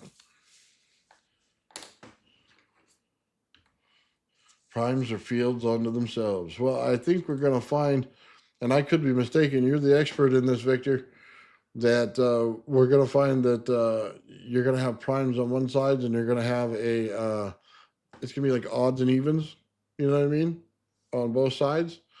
And one's a constructive and one's a deconstructive. And that's what we found in the RAV. One deconstructs all of everything and the other side constructs it. So that's what we're learning anyway. So I'll defer to Victor on that. He is truly an expert in how some of this stuff works with the math, man, and what he's done in the Fibonacci sequence and stuff like that. And let me just tell you, it all ties in. I mean, you guys want to look at oh man, the periodic table, and you want to understand it right. Well, when they started putting frequency and stuff in there, then they got it right. I just tell you that right now, they got it right. When we saw that, and you can see that everything resonates at a different level, it transmutates at a different level based on the frequency, and then you see the RAV build out in resonance frequency in different layers. Think of this, we're only in right now the 90s to 104 on the kilohertz frequencies. I can make RAVs in the 200s, okay, kilohertz frequencies. We can also make them, if we can get the thing to go lower than that, in a lower frequency than that. Now think about the zoning that happens in there. That is a direct correlation to how the resonance frequencies work. That's in direct correlation with how they put it out in the periodic table, man. That is so awesome. And I'm not talking the conventional periodic table. I can't remember the name of it right offhand, but it's the one where they use all the different frequencies and stuff like that, and they tell you where the elements are and how we get to transmutation. That whole thing's going to make a whole lot of sense now. I just can't think of it. It looks like the S. It's the same one Terrence Howard was telling you about. That periodic table is going to make a million times more sense than anything else in the world once you understand things of the RAV. And it's really cool, man. Yeah. Well, I'm sure, yeah, a lot of you have seen it out there, man. Victor Schauberger? Victor Schauberger is awesome, man. He structured the air. For those of you who didn't understand Schauberger, he structured the air. That's in direct correlation with how voltage and of this frequency works and structuring the air to bring it through a vortex.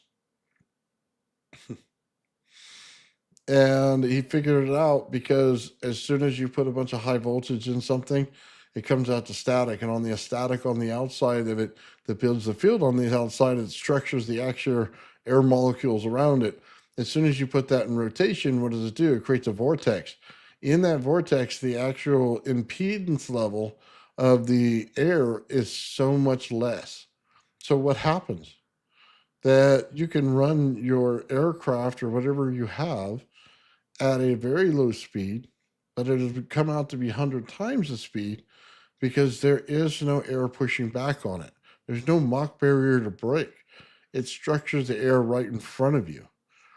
That's what Schauberger was doing. Okay? That's what they figured out. It's the same thing as structured water. You guys ever put voltage in water and have it structure into veins? It's the same concept. It's just an air. We didn't know how to interact with the air. Now we do. Oh, we do now. Okay? High voltage has been the answer the whole time. They couldn't figure out how to do it because they look at T.T. Brown the wrong way. T.T. Brown was never about ion wind, and a lot of people put it in the wrong way.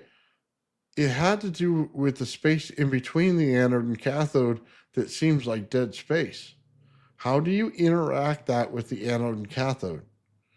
That's what it was. How can you structure a field around it to interact with both? Now all you got to do is deal with the charge states. Is this positive? Is this negative? Which way do you want to go? Okay? That's it. That's all you had to do. How did you make the connection in between the two? That's T.T. Brown. And most people go, no, no, it's ion wind. It goes there and it makes an ion wind. No, it has to deal with charge states. You created a bubble in order to structure the energy around you everywhere because you knew it was there. And now you created a charge state. Totally misunderstood by a lot of people. Misunderstood, dude. I can't tell you how many people misunderstood that one, and they got like most of it right. Oh man. And then when he puts in the gravitational effect, it's not. It's the environmental effect that goes on with it, which again deals with radiation and it deals with entropy. And then the gravitational state is what happens when you deal with all of it. You get the gravitational state right in the center. And an asthmatic capacitor. There you go. See? Darren's got it. Right there. The simple understanding of what that is. Man, I've seen some things out there that'll blow your mind on how that works, man. And yeah, there's a guy in our Facebook group, man, and he did it several times. He has anti-gravity. He had it before me, so yeah, he definitely got it. And everything I keep turning around and finding shows that he got it. And he did it in a very simple way. And it comes down to understanding what energy is. If you take a AC or DC flyback and then you create a Tesla coil field next to it, you converted the energy. It's an instant conversion, an instant power boost, and an instant two fields that it creates, but it also creates a third field in it to give you the energy. It gives you your energy from your flyback itself. It gives you your outside, and that'll give you your impulse. It also gives you the energy that needs to be pulsed in for vector direction so you can move up and down. Totally amazing. Yeah, because it's self-structured and it's vacuum. It creates its own vacuum. You're 100% right because it's self-structured. So all that's built into it. But the thing is, it's a sphere. It's not a donut. You guys got to remember that. Not a donut. Oh, I love that, man. I love that because you guys know how I feel about space time. And it's not because I don't like the overall concept. I don't like how they write geometry in algebraic form. We've always gotten in trouble for that. You guys ever done that? Oh, well, I could just use coordinates on a map and here you go. Here, give it to my geometry teacher. You know what you used to do? You just crumbled up right in front of you and throw it. And you go, that was garbage. That's not geometry. And that's what they tell you. And then when you get into physics, they go, no, no, we're okay with that. That's geometry. Cool. That doesn't make any sense to me. I got in trouble for so many years, man, saying it's not. And then here it is, the highest form of mathematics. And that's supposed to be what geometry is. Man, I should have uncrumpled that paper, man, and got an A. That didn't work out for me. Yeah. Batteries aren't going to cut it. Well, you're going to use a little small, tiny battery for your. I'll let you watch the video when it comes out, but you can make it work. Depending on your batteries you use, because the batteries these days are so much better. You don't need any more than 12 volts. And I know that sounds wrong, but it's absolutely right. You don't need any more than 12 volts. It's all the conversion factor.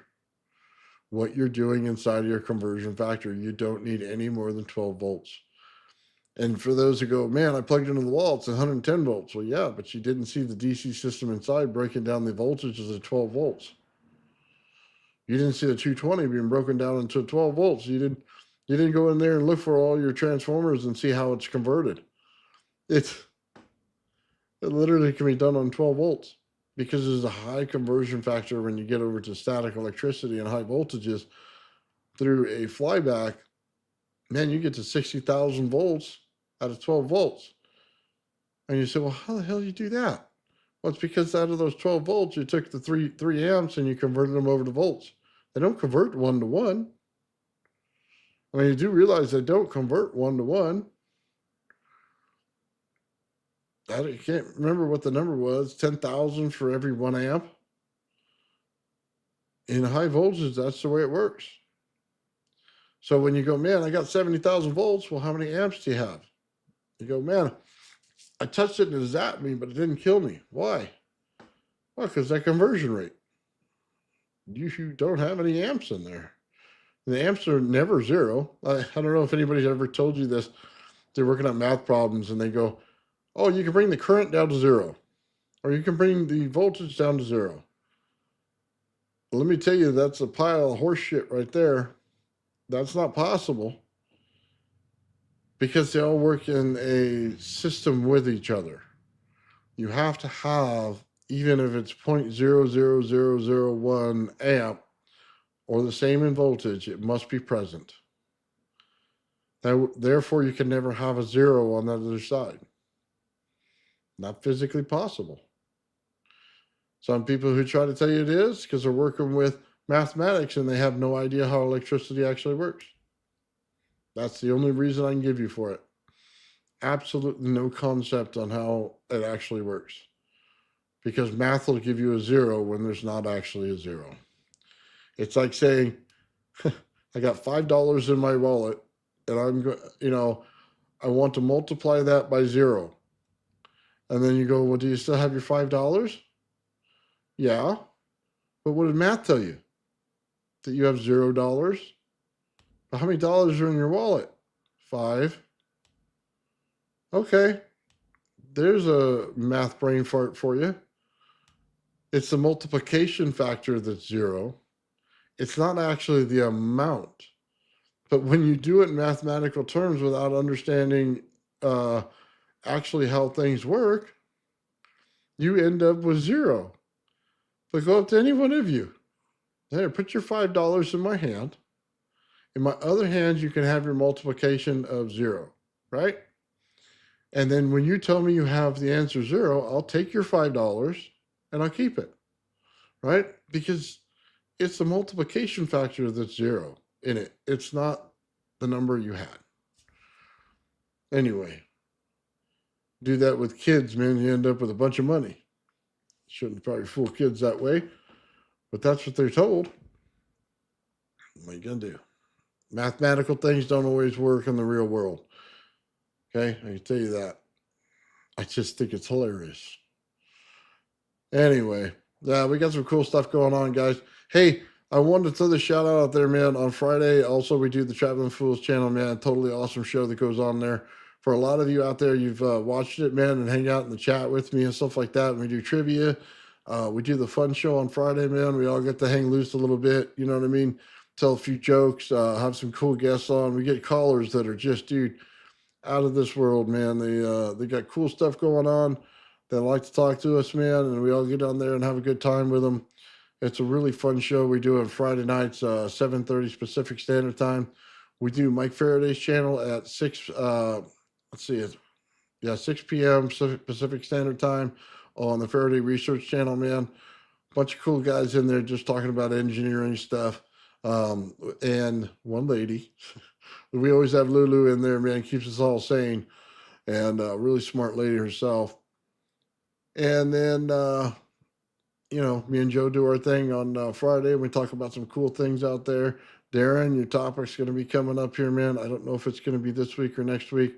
We'll have to find that out based on when Sean's available, because if he's healthy, I always want to have Sean on because he's been down in his dumps for a little while. And guys, I just want to also let you know on my Esty account, and I'll go ahead and put that link in there. For Black Friday, we are doing sales on Tesla coils. So if you guys want to get in there and get a Tesla coil for a lot cheaper than I normally sell it, it's going to be, from now until Black Friday's over. I put them in there at a discount. So give me 1 second, and I'm going to put that link up there for you.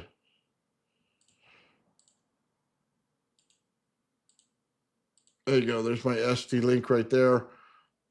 Basically, what I did is I dropped down the price on it. You're going to get NPN circuit. You're going to get the coil, and you're going to get a power pack to run everything, man, all together. and it's going to go for $199 on there as a special offer. I only got so many of them that I can do it out that way. If you are closer to California, you know, I think the halfway point Chicago, uh, send me a message on Esty first so I can get your shipping cost down. Otherwise, it'll be a bit higher because usually New York and stuff is 50 something dollars. But closer, it's like, you know, between 20 and $30. So just let me know that if you live closer to California so I can fix the shipping for you. But other than that, man, they'll be out there on Esty, man. Totally good price for them, stuff like that. I also put out there as a deal on my um, ZVS with the capacitor bank. You'll see that one on the Black Friday sale as well. That's been a real good one, man. That everybody seems to like. They like to tune their Tesla coils to the frequency they like to do it at, and you get the cap bank in order to do that. That one's out there as well. Australia, if you give me an email, I'll get it out to you. Darren lives out that way, man, and I shipped him one.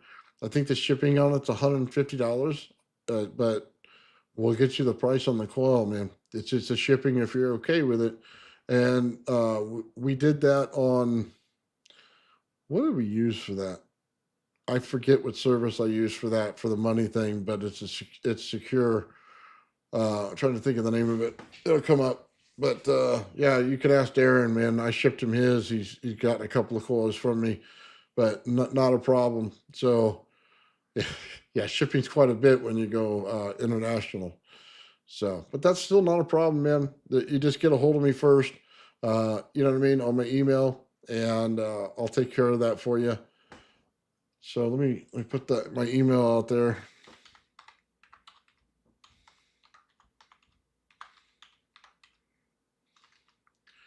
Oh man, I'm getting old.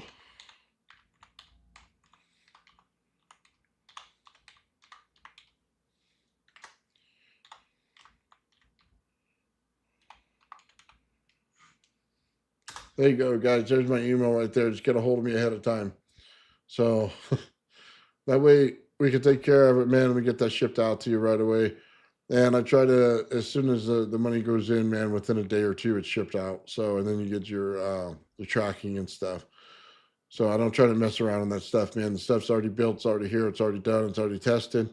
And if you want a verification on the video or something, man, I'll do it for you. So I had the dispatch come over the other week, man, and I told him, I go, hey, look, I got a cabinet and it's full of coils, right? So he gets Joe on the phone. He goes, hey, look at this. Opens the cabinet and there's, you know, like 20 Tesla coils in there, you know, different coils. What he doesn't know is the two cabinets next to him, I just filled those two up as well. So you open these ones, man, there's a bunch of coils. Open the next one, there's a bunch. And over here, open it up and you're like, oh my God, dude, this guy is insane. I go, now you understand what happens when I start putting the coil in a certain frequency and it starts to set off everything because I build it all the same. Yeah, I've had that issue a couple times, man. Anyway, I just want to let you guys know that. So those things they're on sale for you guys. I don't remember what I put on the price on the thing. I can look it up real quick for you. Let's take a look. Uh,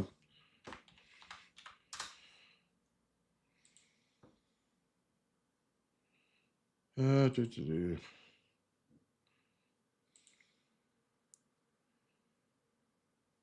So I put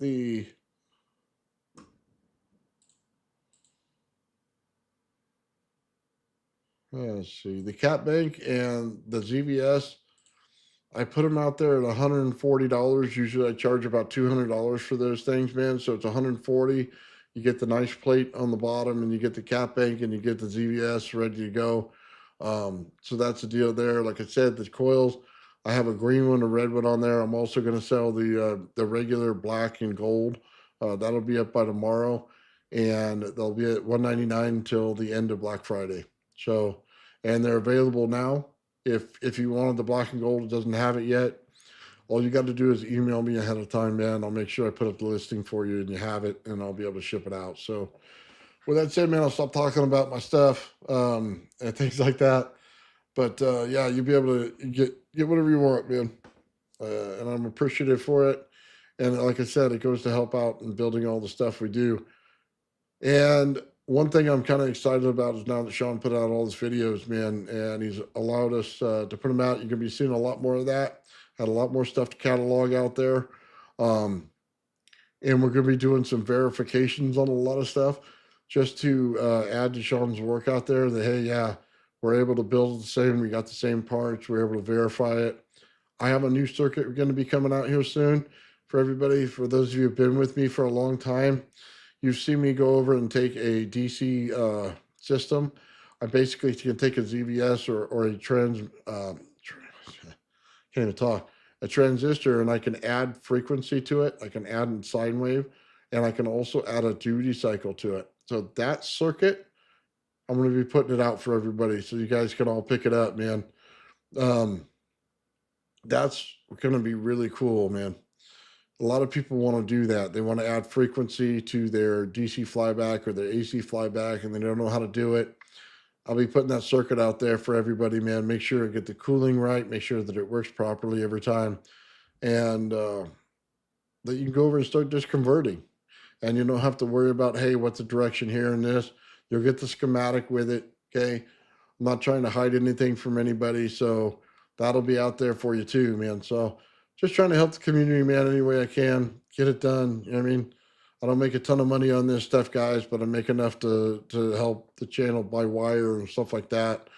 God knows I went through a lot of wire lately, and I just ordered more. So it's like a never-ending story. I should get like a major discount from the wire company. Try to get them as a sponsor on the show. That way they can lower the price for me. No, but everything's cool, man. Hey, you need that one too? Well, there you go. Dude, you can't beat the price. So you won't find the stuff anywhere else either. Let me know if you want the PMP with it, man. We'll make a deal on the whole package together. That way you have all of it. You know what I mean? Then you don't have to worry about it. So I'm more than willing to do that with you, man, and we'll take care of it. So that's what Darren did. He just told me everything on his list, and we went through it and got it for him. Put it a good deal for him. So yeah, hopefully it's a good idea, man. I build a lot of circuits, man, that you see on the channel. I usually don't put a whole lot of them out. I'll show you how to build them and stuff. Like we could do voltage multipliers. I mean, if that's something of interest to people, if they want to get an AC flyback and they want to learn how to do a voltage multiplier, I show them the circuit and how to build it. If anybody's interested in, just buying them, just let me know. I mean, I have no problem doing that. We're going to be making some jewel thief circuits out there. So as soon as I perfect them the way I like them, we're going to be putting those out as well. And the reason for that is because we have a lot of geometry coils that we're going to be working on.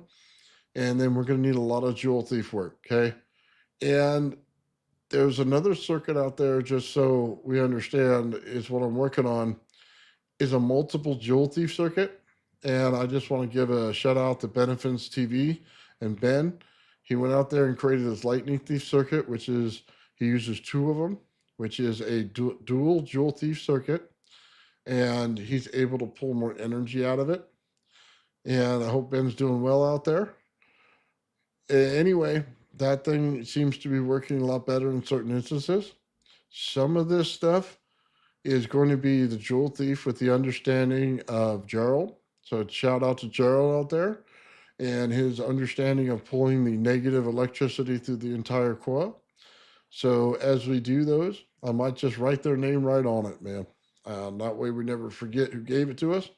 And their understanding will be out there, and you'll be able to plug them into any one of these that you work on, and it'll be just so much easier than trying to figure everything out and going to every channel to copy it. You just have it. That way everybody gets to get the enjoyment of some of this stuff. That's why I like to do it that way. So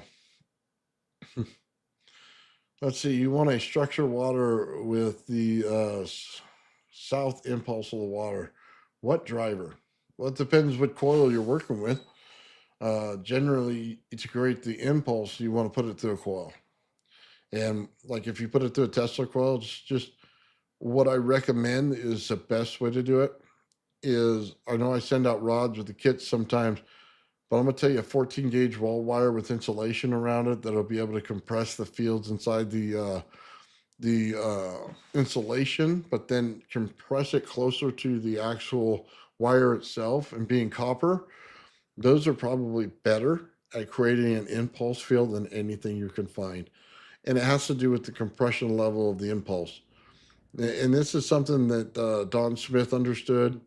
Um, they also make a, oh man, can't remember the name. Starts with a Z, a pansy or something like that. It's a Ponzi.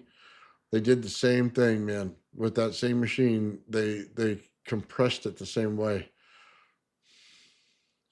Maybe a nano coat copper tube around Slayer, possibly each tube nano coating and raw copper and groove as well. That's pretty cool, man. That's pretty cool. That's one thing when Bernie comes down, we're going to be looking at nano coating because I kind of like you, I got the same thing and we were looking at graphene. If we can run graphene in compressed layers around the coil, the speed of it is way faster than copper with way little resistance, and we should get a monster value out of it. So dude, I am right there with you, brother. I am right there with you. So that's one thing I want to talk to Bernie about when he comes down.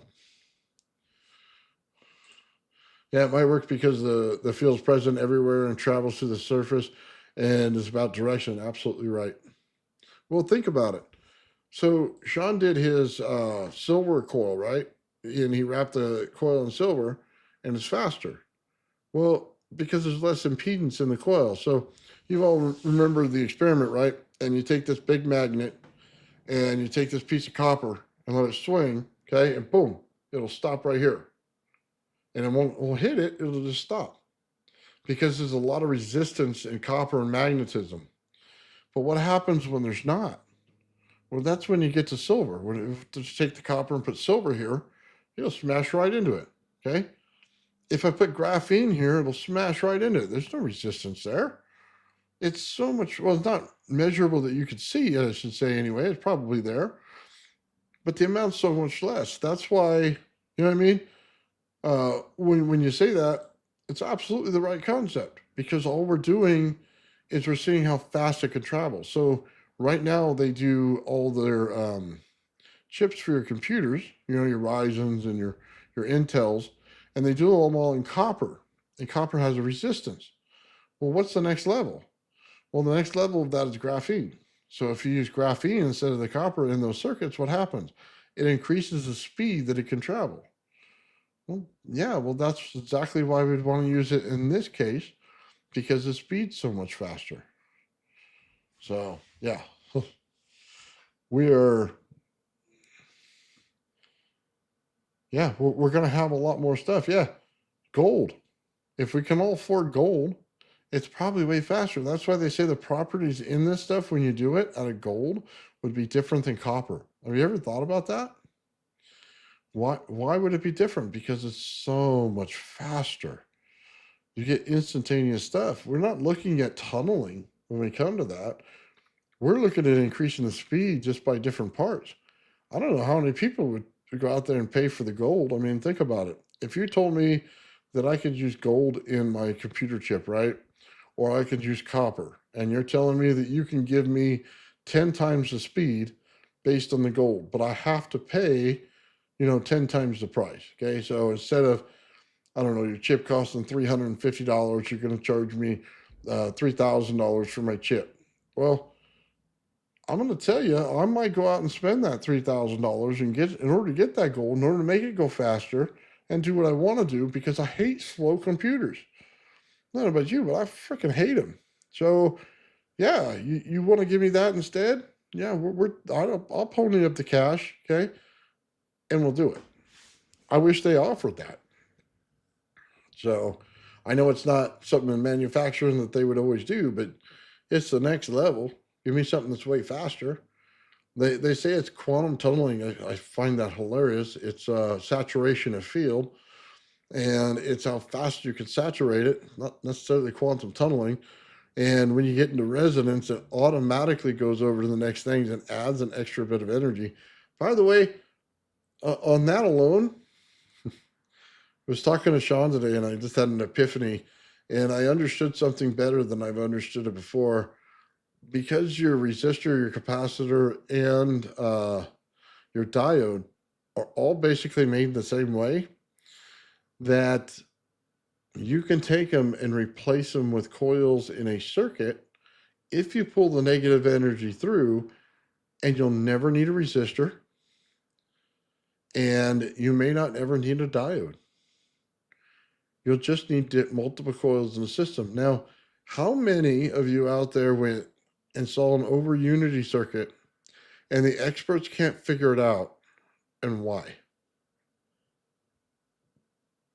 Every time you add one of those components, it changes the frequency in the system. When you change the frequency in the system, it changes the resonance in the system.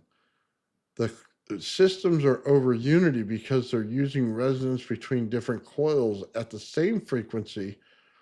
So when two get to oscillate together, every one of them picks up energy in the circuit.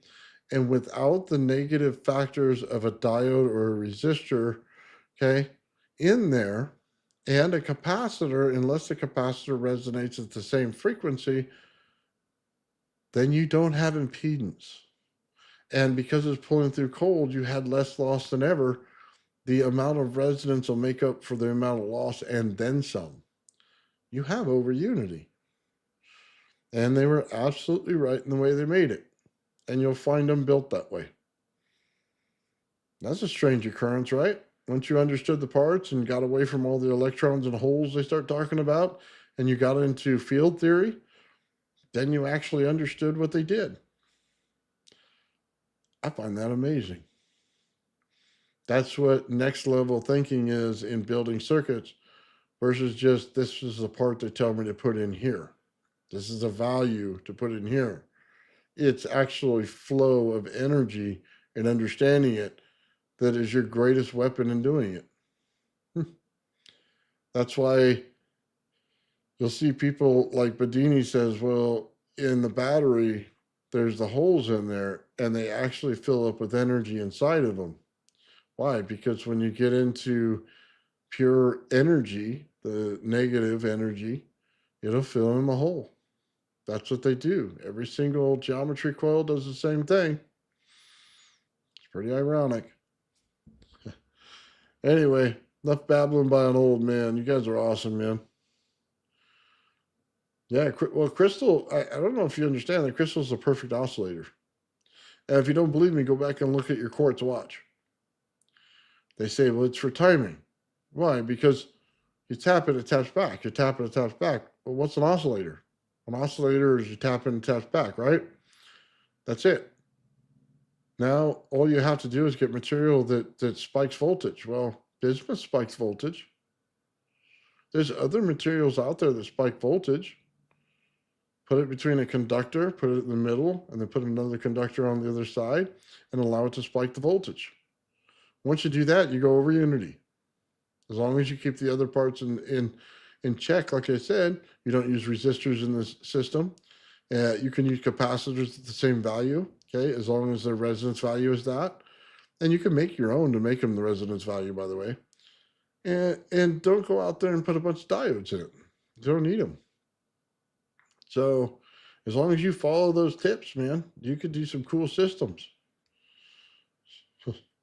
Crystals are awesome, brother. I can tell you this right now, a lot of the over unity systems they do, and they pull the energy out of the air and they do the conversion, have to do with the material that they used. And be very careful when you watch those videos to listen for the materials that they use, because they're telling you something. They had diodes out there before that would add extra energy to your system because they use a certain material. They have capacitors to do the same thing because they use the same material. And they created their oscillators with them for the same reason. They add extra energy because they spike the voltage. But what are you looking for in a Bedini system? You're spiking the voltage. What are you looking for in a spark gap? You're spiking the voltage. Anytime it spikes the voltage, it gives the ability to pull in extra voltage because voltage is everywhere around you. You just don't realize it. Now it's taking advantage of that and pulling it into your system. Yeah, should be very aware of that. That's why material science matters. That's why when you see UFO craft, if they tell you it's aluminum, bismuth, aluminum, conductor, voltage spike, conductor. There you go. Your transistor was meant to amplify the system, just like it does in radio waves, okay, back in the day. So they used to do it at AT&T for the phone calls in order to make the signal boost so that you can hear people from across seas because normally couldn't. So what did they do? They made it a amplifier. But what does that mean as well? That also means that there's a voltage spike. What it also means is when you get to a joule thief circuit and you need a voltage spike, how many transistors can you put it in there for the joule thief in order to get a voltage spike out of each one? Multiply that out. So you now have not just channel A and B, but channel A, B, C, D, and E, and F. And each one of you gives you a voltage spike. And if you add up all the voltage spikes going into the capacitor, your capacitor bank fills at 10 times the speed, and your energy becomes over unity versus unity. It's just an interesting concept. It all works. It's already been built. Most people don't know to put the pieces together. So hopefully you guys understand it. Yeah. Yeah, well, crystals, I don't know if you know this, but you get to a ham radio set and they got crystals in there and they just use crystal and resistors in order to create the frequency in that set. So what's the difference? Let's put them both in resonance. Let's create one for each. Let's put them both in resonance and see if they work. Well, what's the worst that can happen? Nothing? I mean, I've had that happen a million times. But I've also run joule thieves out of the center of my Tesla coil. I've also run extra Tesla coils out of the center of my Tesla coil. I can run 20 transistors if I wanted to out of the center of my Tesla coil. You could create over unity if you say every Tesla coil puts out the same value or higher than the original Tesla coil. Is that over unity? I mean, you decide on those factors, but it does it. I mean, I don't know what to tell you. Anyway, it's enough rambling for an old man today. Hey guys, I just want to congratulate Darren out there, man. You one of the thing, man, we're going to be talking about that motor, man. I'm going to be doing some homework on it, make sure you get some testing out there for you. I also want to thank right now, man, from one perspective, you gave out 5 Old Man Build memberships, dude. You're totally awesome, brother. I want to thank Darren. You gave out 5 Old Man Build memberships, man. You're awesome. Let me see. And come on, if it does it. There we go. There you go. I'll match you. There's 5 more Old Man Builds memberships, man. So if you're watching today, you probably got a membership out there, man. Check it out. There's a lot of cool stuff on my shorts part for all Sean's experiments, man. Enjoy them. Really cool stuff out there. We're going to be adding some more stuff to the members section out there. I'm working on some stuff. I might pull over a couple videos, you guys, for those of you who watch my 3D printing channel. I might pull a couple videos over there for the members. That way, if you want to build something, man, there you go. If you want to build something out there, man, we're going to teach you how to do it. I'll teach you how to use Fusion 360 in order to build out your Tesla coils in geometry fashion. Dude, you're going to love that kind of stuff. So if you guys, you know what my other channel is, I'll go ahead and put that out there for you. I'm trying to build that one up so that I can get monetized on it as well, so that we can get more stuff done. So if you guys don't mind, man, there's the link for it over there. Any one of you that goes over and subscribes over there and checks that out, man, I do appreciate it. Watch some of the videos over there.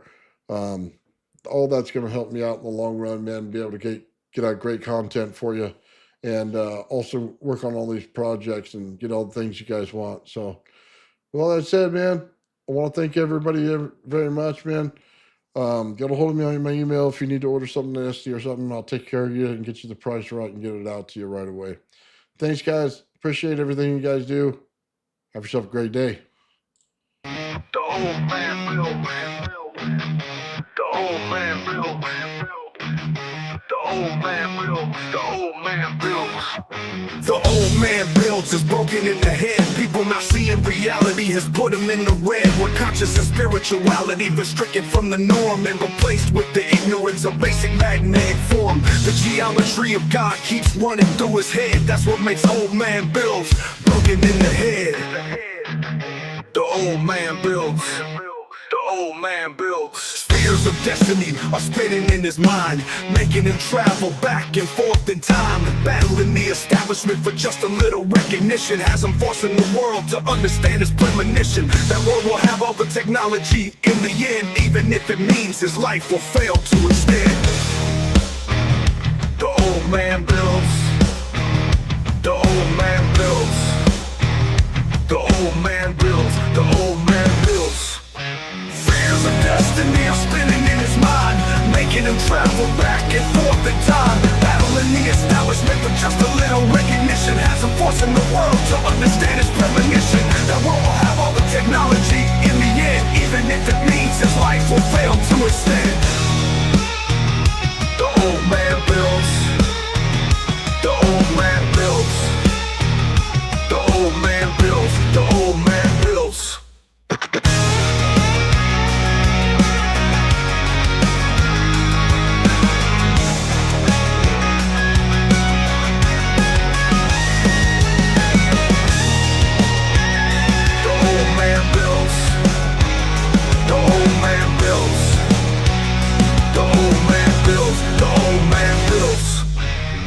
Fears of destiny are spinning in his mind, making him travel back and forth in time, battling the establishment for just a little recognition. Has him forcing the world to understand his premonition. That world will have all the technology in the end, even if it means his life will fail to extend.